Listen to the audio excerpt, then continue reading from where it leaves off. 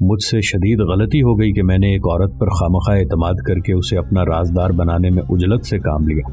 اب دیکھنا یہ ہے کہ میری اس غلطی کا کیا نتیجہ نکلتا ہے۔ پھر اس نے دوسرے پروہت پر نظریں جما کر کہا، خیر جو ہونا تھا ہو چکا، ہمیں چاہیے کہ گزشتہ غلطیوں کو بھول جائیں اور آئندہ احتیاط سے کام لیں۔ احتیاط کا تقاضا یہ ہے کہ ہم سب اسی وقت مندر سے نکل کر ساتھ والی پہاڑی کی کسی کھائی کو اپنا مسکن بنا لیں اور سب کی نظروں سے چھپ کر اپنی جانیں بچانے کی کوشش کریں۔ مندر سے فرار اور کھائی میں چھپنے میں مصلحت یہ ہے کہ اگر ہمارا راز کسی طرح فاش بھی ہو جائے تو ہم ان ملیچوں کے ہاتھ نہ آئیں گے۔ یہ سن کر دوسرے پروہت نے فوراً کہا، آپ کا دماغ تو بڑا زرخیز ہے، آپ خوب سوچتے ہیں، مگر آپ یہ بھول گئے کہ مندر کے دروازے پر چاق و چوبند پہرے دار موجود ہیں جو آپ کو کسی طرح باہر نہیں نکلنے دیں گے۔ پھر آپ پہاڑ کی کھائی میں کس طرح بیٹھیں گے؟ بوڑھا پروہت بولا، شاید آپ کو خبر نہیں ہے، دروازے پر ہی پہرا نہیں بلکہ سارے مندر کو سواروں نے اپنے گھیرے میں لے رکھا ہے۔ تیسرا پروہت بولا، آخر کوئی تدبیر تو سوچنی ہی پڑے گی۔ اگر مندر سے باہر جانے کا کوئی راستہ ہو اور ہم کسی طرح پہاڑی پر چڑھ سکیں، خواہ یہ کام کسی قدر مشکل ہی کیوں نہ ہو، ہم سے جس طرح بن پڑے گا ہم کوشش کر کے پہاڑی پر چڑھ جائیں گے اور وہاں کسی محفوظ کھائی وغیرہ میں چھپ جائیں گے۔ یہ سن کر بوڑھا پروہت بولا، مندر سے باہر نکلنے کا دوسرا کوئی راستہ نہیں، اور پہاڑی دیکھنے سے پتہ چلتا ہے کہ اس کے ہر طرف بلند مقامات تک پتھروں کو تراش تراش کر دیوار کی مانند ہموار کیا گیا ہے، جس کی وجہ سے نہ تو ادھر سے کوئی اوپر چڑھ سکتا ہے اور نہ ادھر سے نیچے اتر سکتا ہے۔ تیسرے پروہت نے کہا، کیوں نہ ہم مندر کی فصیل کے کسی کونے سے کمند لگا کر اتر جائیں، اس طرح ہمارا مسئلہ حل ہو جائے گا اور ہم رات بھر ڈر اور خوف سے پریشان ہونے سے بچ جائیں گے۔ دوسرا پروہت بولا، میں تمہارے خیال سے متفق ہوں، میں خود بھی یہی کہنے والا تھا، آئیے چلیں، اب اس کام میں دیر نہ کی جائے۔ بوڑھا پروہت قدرے غصے سے بولا، اور میرا کیا ہوگا؟ یہ سن کر تیسرا پروہت بولا، آپ کو پریشان ہونے کی ضرورت نہیں، ٹھاٹ سے اپنے کمرے میں سو جائیں۔ بوڑھا پروہت بولا، یہ بھی آپ نے خوب کہی، آپ تو ان ملیچوں کو شکوک و شبہات میں مبتلا کر کے مزے سے چلتے بنے اور میں خامخواہ ان کے شکنجے میں پھنس جاؤں، کیا آپ کا یہی انصاف ہے؟ بھائی آپ کا ہمارے معاملے سے کوئی تعلق نہیں۔ تیسرا پروہت بولا، وہ آپ کو بلا وجہ پریشان نہیں کریں گے، آپ بھی کیا خوب کہہ رہے ہیں۔ بوڑھا پروہت بولا، اگر انہوں نے مجھ سے دریافت کیا کہ اپنے مہمانوں کے بارے میں بتاؤ کہ کہاں غائب ہو گئے ہیں، تو میں یہی جواب دوں گا نا کہ میں واقف نہیں ہوں، اور یہ ناواقفیت کا اظہار میرے مجرم ہونے کے ثبوت میں کافی سمجھا جائے گا۔ پھر وہ لوگ مجھے یا تو قتل کر ڈالیں گے یا تا زندگی قید میں رکھیں گے۔ آپ تو ان کی قیدی کو رہا کرانے کی کوششوں میں ناکامی کے بعد صاف نکل جائیں گے اور میں بے گناہ خامخواہ پھنس جاؤں گا۔ ٹھیک کہا ہے بزرگوں نے کہ یہ نیکی کا زمانہ نہیں ہے، نیکی کا جواب ہمیشہ بدی میں ملتا ہے۔ تیسرا پروہت بولا، بس اب یہی ہو سکتا ہے کہ آپ بھی ہمارے ہمراہ چلیں۔ بوڑھا پروہت غصے سے بولا، یہ کیسے ممکن ہے کہ میں خود ہی ہمیشہ کے لیے اس مندر کو چھوڑ جاؤں؟ تیسرا پروہت بولا، بھائی آپ سے ہمیشہ کے لیے مندر چھوڑنے کو کون کہہ رہا ہے؟ جب یہ لوگ اس مندر سے چلے جائیں تو آپ واپس آ کر مندر کو سنبھال لیں۔ بوڑھا پروہت جھنجھلا کر بولا، آپ بھی کمال کی باتیں کر رہے ہیں، غالباً آپ نے مجھ کو بھی ایک ناقص العقل عورت سمجھ لیا ہے جسے آپ الو بنا کر پھسلانے میں کامیاب ہو جائیں گے۔ ذرا یہ تو سوچئے، آج یہاں سے فرار ہو گیا تو پھر کبھی کیسے یہاں واپس آ سکتا ہوں؟ تیسرا پروہت بولا، میرے بزرگ پروہت آپ خامخواہ ناراض ہو رہے ہیں، غالباً آپ اس وقت دوسرے خیالات میں کھوئے ہوئے ہیں، آپ پر کوئی بھی شک نہ کرے گا۔ ہمارا راز فاش ہونے کے بعد آپ سے پوچھ گچھ کی جائے اور ہمارے بارے میں پوچھا جائے تو آپ یہ کہہ کر بری ذمہ ہو سکتے ہیں کہ میں تو کمرے میں سو رہا تھا، مجھے پتہ نہیں ان لوگوں نے خفیہ کیا کارروائی کی اور کب چپ چاپ چھپتے چھپاتے بھاگ نکلے۔ بوڑھا پروہت بولا، کیا یہ کہہ کر میں بری ذمہ قرار پا سکتا ہوں؟ جناب اگر آپ دانا اور ہوشیار آدمی ہیں تو میں بھی اس قدر بے وقوف اور احمق نہیں ہوں کہ اپنی اچھائی برائی کو سمجھنے سے قاصر رہوں اور آپ کے ارادوں کو نہ سمجھوں۔ ایک طرف تو پروہتوں میں بحث و مباحثہ جاری تھا اور دوسری طرف امینہ نے آفتابے میں گرم کیے ہوئے پانی میں کچھ عام سرد پانی ملا کر پہلے تو راجکماری کا منہ اور ہاتھ دھلائے، پھر اس کام سے فارغ ہو کر 5-7 منٹ ادھر ادھر گزارے اور پھر راجکماری کے کمرے میں آ گئی۔ یہ کمرہ بڑے سلیقے سے آراستہ کیا گیا تھا، کئی خوشنما قیمتی قالین ساتھ ساتھ بچھے ہوئے تھے۔ کمرے میں 4 کافوری شمعیں روشن تھیں جن سے سارا کمرہ جگمگا رہا تھا۔ راجکماری ایک بیش قیمت انابی مخمل کی مسند پر بیٹھی ہوئی تھی اور اس کے قریب امینہ بھی مؤدب بیٹھی تھی۔ امینہ نے موقع غنیمت جان کر پروہت کا قصہ چھیڑ دیا اور اس کی ابتدا اس طرح کی، سب سے پہلے اس نے بند دروازے پر نظر ڈالی، پھر بولی، حضور مجھے کچھ عرض کرنا ہے، مگر میں ڈرتی ہوں کہ خدا نخواستہ اگر میرا راز فاش ہو گیا تو میں جیتے جی مر جاؤں گی اور کسی خوفناک مصیبت اور عذاب میں گرفتار ہو جاؤں گی۔ تمہیں مجھ سے ڈرنے کی ضرورت نہیں، راجکماری نے کہا۔ میں کبھی تمہارا راز فاش نہیں کروں گی، امینا بولی۔ اب میری عزت و آبرو کے نگہبان اللہ میاں اور آپ ہیں، خدا نخواستہ کہیں حضور کی خیر خواہی میں میری جان ہی نہ جاتی رہے۔ بھائی میں کہہ تو رہی ہوں، راجکماری نے کہا، کہ میں کسی پر تمہارا راز افشا نہ کروں گی اور میری وجہ سے تمہیں کوئی نقصان نہیں پہنچے گا۔ البتہ تمہیں اس کا خیال رکھنا چاہیے کہ مجھے فضول بیکار اور بیہودہ باتوں سے کوئی دلچسپی نہیں، امینا بولی۔ یہ کبھی نہ ہوگا کہ میں حضور سے کوئی بیکار، فضول اور بیہودہ بات کروں، مجھ میں اس کی جرت نہیں ہے۔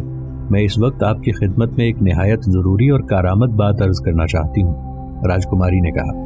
ٹھیک ہے، اب تم کہو کیا کہنا چاہتی ہو، میں غور سے سن رہی ہوں، امینا بولی۔ حضور کچھ دیر پہلے میں آگ کے قریب بیٹھی آفتابے میں پانی گرم کر رہی تھی، اتفاقاً وہ مقدس پروہت جس کی اس مندر میں سکونت ہے میرے قریب آ کر بیٹھ گئے۔ میں نے ان کی طبیعت کا حال پوچھا تو انہوں نے خوش ہو کر دعائیں دیں اور کہا کہ اس وقت ان کے پاؤں میں سخت درد ہے۔ یہ سن کر میں نے ازراہ انسانی ہمدردی انہیں تسلی و تشفی دی تو ہمارے درمیان بات چیت ہونے لگی اور گفتگو کے دوران حضور کا ذکر خیر بھی ہوا۔ آپ کی قید کا سن کر ان کے آنسو بہنے لگے۔ وہ انتہائی رقیق القلب انسان ہیں۔ آپ کا قصہ سن کر اس قدر بے قرار ہو گئے کہ بڑی مشکل سے میں نے سمجھا بجھا کر ان کی بے قراری دور کی۔ وہ بار بار جوش میں آ جاتے تھے اور کہتے تھے کہ اس ہندو راجکماری کی مدد کرنا میرا فرض ہے اور میں اپنی جان دے کر بھی راجکماری کی مدد کرنے پر آمادہ ہوں، لیکن میں تنہا اتنے آدمیوں کا مقابلہ نہیں کر سکتا۔ میری کوشش سے بے گناہ راجکماری کو رہائی نہیں مل سکتی۔ پھر کافی دیر کی سوچ بچار کے بعد انہوں نے رامائن کی چند کتھائیں ایک کاغذ پر لکھ کر مجھے دیں اور یہ کاغذ آپ تک پہنچانے کے لیے کہا، اور اس کے ساتھ زبانی یہ پیغام دیا کہ راجکماری ان کتھاؤں کو ہر رات اپنی قیامگاہ کے کسی کونے میں بیٹھ کر پڑھتی رہے۔ پھر انہیں پڑھنے کے بعد وہ پرماتما کے حضور گڑ گڑا کر اپنی رہائی کی پرارتھنا بھی کرے تو آئندہ 10 روز میں قید و بند کی اذیت سے نجات پا سکتی ہے۔ پھر امینا نے کاغذ نکالا اور راجکماری کے سپرد کر دیا۔ راجکماری نے شمع کی روشنی میں کاغذ کی تحریر پر نظر ڈالی تو پہلے تو ازحد حیران ہوئی، پھر اس کاغذ کو پڑھ کر اپنے تکیے کے نیچے چھپا دیا اور امینا کی طرف نظر اٹھا کر حیرت سے دیکھا اور بولی، امینا مجھے تمہاری اس جرت اور ہوشیاری پر سخت حیرت ہے کہ تم نے کس سلیقے اور ہوشیاری سے اس کام کو سر انجام دیا ہے۔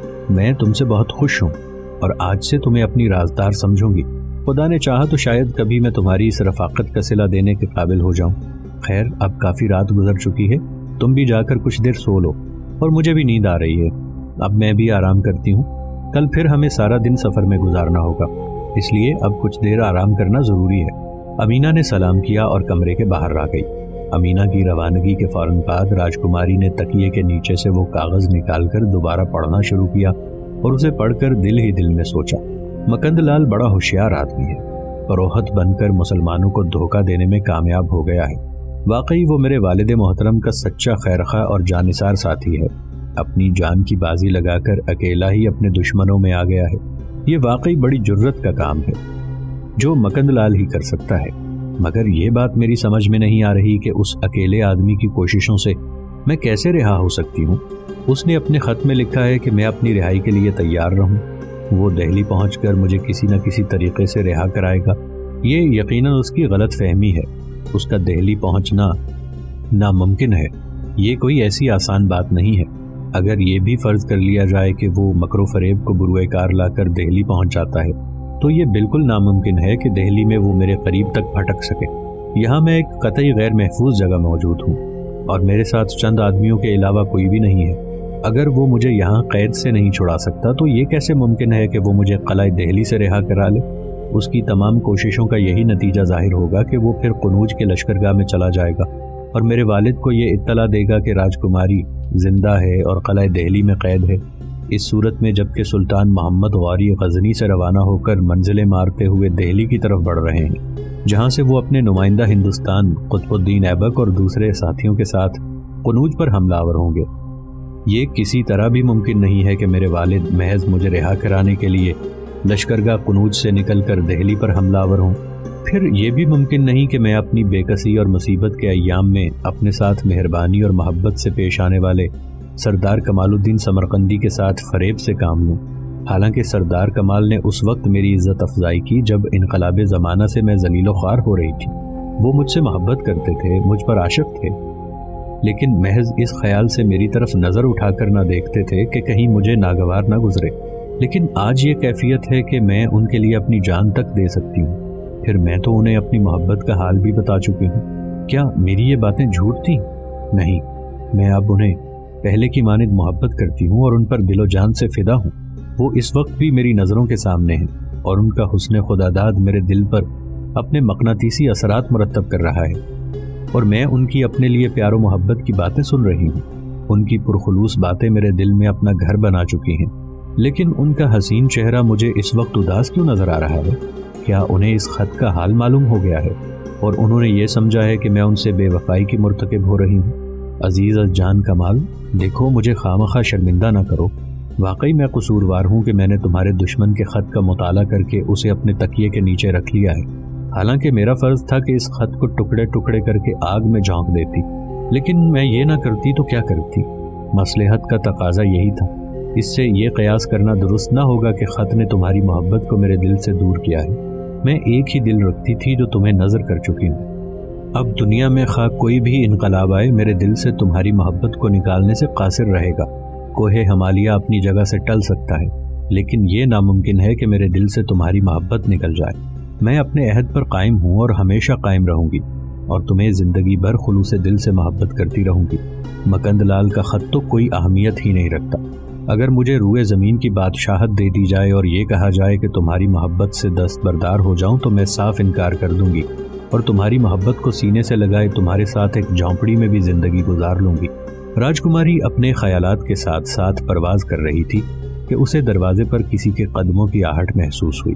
اس نے نظر اٹھا کر دروازے کی سمت دیکھا تو سکینہ دروازے سے گزر کر کمرے میں داخل ہو رہی تھی۔ راجکماری نے اسے دیکھا تو اس کی زبان سے بے ساختہ نکلا، سکینہ تم عین وقت پر آئی ہو، میں تمہاری منتظر بیٹھی تھی۔ سکینہ بولی، میرا تو خیال تھا آپ آرام کر رہی ہیں، اس لیے خامخواہ سامنے کے کمرے میں بیکار بیٹھی رہی۔ اگر مجھے علم ہوتا کہ آپ بیدار ہیں تو میں فوراً آپ کے پاس آ جاتی۔ راجکماری نے کہا، میں نے سونے کی کوشش ضرور کی تھی لیکن کامیاب نہ ہو سکی۔ اب میرا جی گھبرا رہا تھا۔ اگر تم کچھ دیر اور میرے پاس نہ آتی تو میں خود تمہیں بلا لیتی۔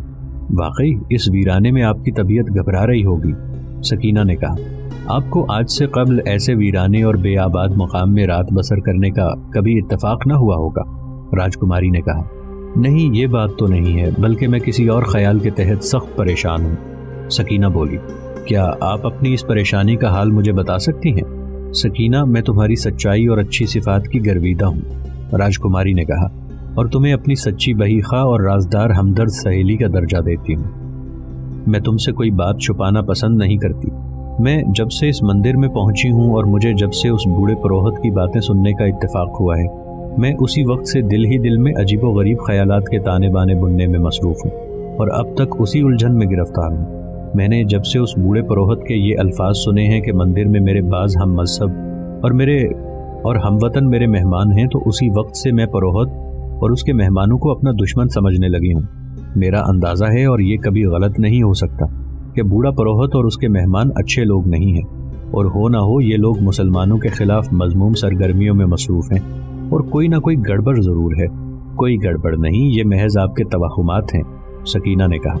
آپ مطمئن ہو کر آرام کریں، چونکہ آپ اپنی گرفتاری کا تازہ واقعہ دیکھ چکی ہیں، اس لیے آپ کی طبیعت میں شکوک و شبہات پیدا ہو گئے ہیں، اور آپ دوسروں کو بھی مشکوک سمجھ رہی ہیں۔ لیکن آپ اب مطمئن رہیں اور کسی مخالف سے خوفزدہ نہ ہوں۔ وہ بیچارہ پروہت ہماری مخالفت کیا کرے گا؟ وہ تو خود ڈر اور خوف سے مندر کے دروازے پر کھڑا کانپ رہا تھا، اور اس کی زبان سے الفاظ تک نہ ادا ہو رہے تھے۔ سکینہ، یہی تو ہماری غلطی ہے، راجکماری نے کہا۔ اس پروہت کی یہی حرکتیں ثابت کرتی ہیں کہ دال میں کچھ کالا ضرور ہے۔ وہ چونکہ چور ہے، اس لیے ڈر اور خوف سے کانپ رہا تھا کہ کہیں اس کی مذموم حرکتوں کا راز فاش نہ ہو جائے۔ میں تو پروہت کا گھورک دندہ سمجھنے سے قاصر ہوں، سکینہ نے کہا، مگر آپ جو کہہ رہی ہیں لازماً اس میں بھی صداقت ہوگی، لیکن میں یہ سمجھتی ہوں کہ ہمیں اس پروہت اور اس کے مہمانوں کو ذرا سی بھی اہمیت نہیں دینی چاہیے، کیونکہ یہ لوگ ہمارے خلاف کچھ بھی تو نہیں کر سکتے۔ کر سکتے ہیں، اور بہت کچھ کر سکتے ہیں، راجکماری نے کہا۔ دشمن کو کمزور سمجھ کر نظر انداز نہیں کرنا چاہیے۔ تم اسی وقت سردار نظام الدین کے پاس جاؤ اور اسے میرا یہ پیغام دو کہ میں چاہتی ہوں کہ وہ مندر میں موجود پروہت اور اس کے مہمانوں کو فوراً گرفتار کر لیں۔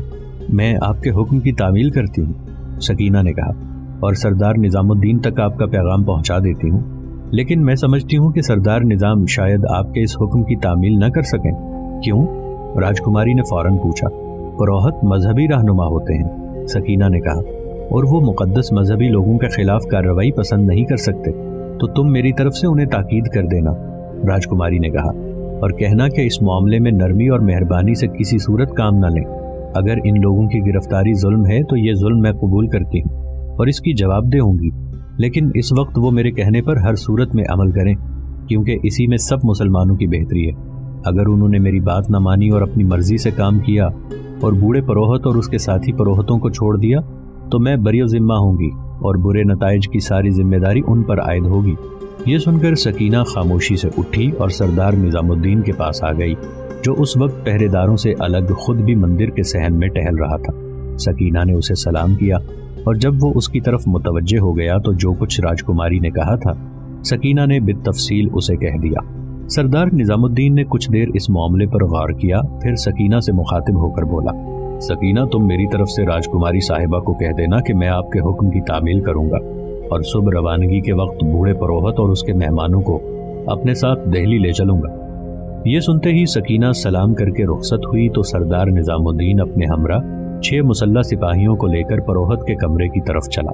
اس وقت کمرے کے دروازے پر مکند لال اور لال بہادر کھڑے کاناپھوسی میں مصروف تھے۔ اچانک ان کی نظر سردار نظام الدین اور اس کے مسلح سپاہیوں پر پڑی اور ان کو اپنی جانب آتے دیکھ کر دونوں سخت گھبرا گئے۔ مکند لال نے جھک کر لال بہادر سے کہا، پرماتما اس بوڑھے احمق کا ستیہ ناش کرے، اس نے ہمیں یہ جگہ نہ چھوڑنے دی۔ اب ہم جس مصیبت سے بھاگنا چاہتے تھے وہ سر پر آ پہنچی ہے۔ بوڑھے خبیث نے اپنی موت کا سامان بھی کیا اور ہمیں بھی قاتلوں کے سپرد کر دیا۔ سردار نظام الدین نے قریب پہنچ کر کہا، کیوں جناب، ہمارے میزبان وہ بوڑھے پروہت اپنے کمرے میں ہیں، ہم لوگ اس وقت ان کی خدمت میں حاضری کے لیے آئے ہیں۔ مکند لال بڑی مشکل سے اپنی گھبراہٹ پر قابو پا کر بولا، وہ اسی کمرے میں موجود ہیں اور ابھی بیدار ہیں، آئیے کمرے میں چلتے ہیں۔ سردار نظام الدین کی آواز سنتے ہی وہ بوڑھا پروہت خود ہی سہما ہوا کمرے سے باہر آ گیا تو سردار نظام نے اسے دیکھ کر بڑے ادب و احترام سے کہا، جناب معافی کا خواستگار ہوں کہ اس وقت ایک خاص ضرورت کے تحت دوبارہ آپ کو زحمت دے رہا ہوں۔ بوڑھا پروہت بولا، فرمائیے کیا خدمت ہے، میں ہر خدمت کے لیے تیار ہوں۔ سردار نظام نے کہا، میری خواہش ہے کہ آپ اپنے مہمانوں کے ہمراہ صبح ہمارے ساتھ دہلی چلیں۔ آپ کو تکلیف تو ہوگی لیکن مجھے امید ہے آپ وہاں چند روز ہمارے مہمان کی حیثیت سے مقیم رہ کر ہمیں خدمت کا موقع دیں گے۔ مکند لال بوڑھے پروہت سے مخاطب ہو کر بولا، آپ تو واقف ہی ہیں کہ ہم لوگ مزید ایک دن بھی کہیں مقیم نہیں رہ سکتے، ہم آج شام سے بھی رخصت حاصل کر چکے ہیں کیونکہ اب ہمیں جلد سے جلد اپنے ٹھکانے پر پہنچنا ہے۔ سردار نظام نے کہا، آپ ہماری خاطر 2-3 روز مزید اپنا سفر ملتوی کر کے ہمارے ساتھ چلیں تو آپ کی مہربانی ہوگی۔ مکند لال بولا، آپ ہمیں تو معافی رکھیں، ہم کسی بھی مجبوری کے تحت ہرگز اپنے سفر کو ملتوی نہیں کر سکتے۔ سردار نظام بولا، مجھے افسوس ہو رہا ہے کہ آپ میری دعوت کو رد کر رہے ہیں، مگر میں کبھی نہ مانوں گا، آپ کو میری میزبانی کا موقع مہیا کرنا ہی پڑے گا۔